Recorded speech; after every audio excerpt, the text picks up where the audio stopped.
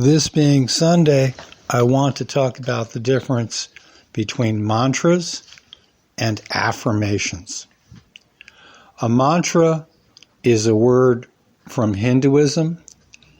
It is generally a name of one of the aspects of God, and the sophisticated understanding of Hinduism, where they have a million different gods and goddesses, is that they are all aspects of the same thing, just in the way Islam has the 99 names of God, and Christianity, not exactly the same, but has the Holy Trinity, Father, Son, and Holy Spirit.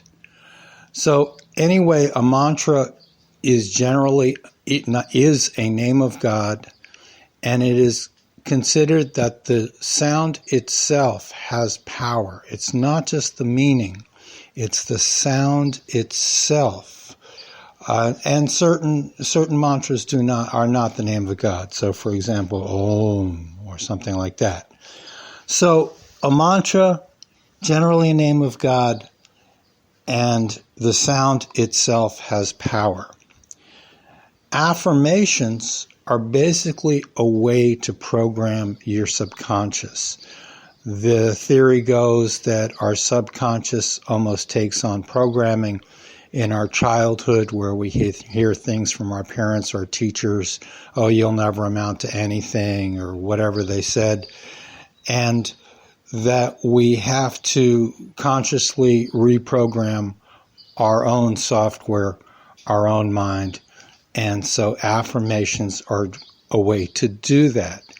The old school affirmations were very direct. If you didn't have money, you'd go, I have money, I am prosperous, I am wealthy. And that was a very ineffective way to do things because, of course, your mind goes, who the blank are you kidding? The more sophisticated way to do it, which is put on paper wonderfully by a woman named Marilyn Jenett, Jenett, is that you put your affirmations in terms that your mind will not disagree with. So you say, I accept prosperity now. You're not saying but you're saying, I accept it. You certainly would accept it if it happened. And so that's a more subtle way, and she talks in great detail about how to do that, and I totally recommend her book, Feel Free to Prosper, which is relatively recent. So, mantras, generally names of Hindu gods. The sound itself has power, and often there are letters from the Sanskrit alphabet too. They're using letters from the Sanskrit alphabet, which the sounds themselves inherently have a power to them, regardless of the meaning. I forgot to mention that earlier.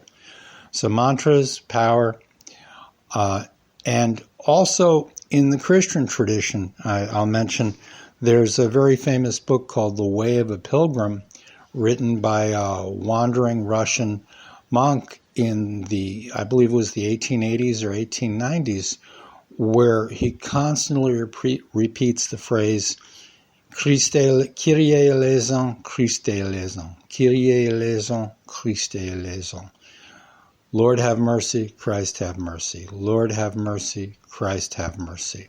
And he's calling on the name of God. And so it has a place in the Christian tradition too. In the Hindu tradition, if you're constantly repeating a mantra, they would call that japa, and they believe that will bring you great blessings and benefits and put you in harmony with the divine.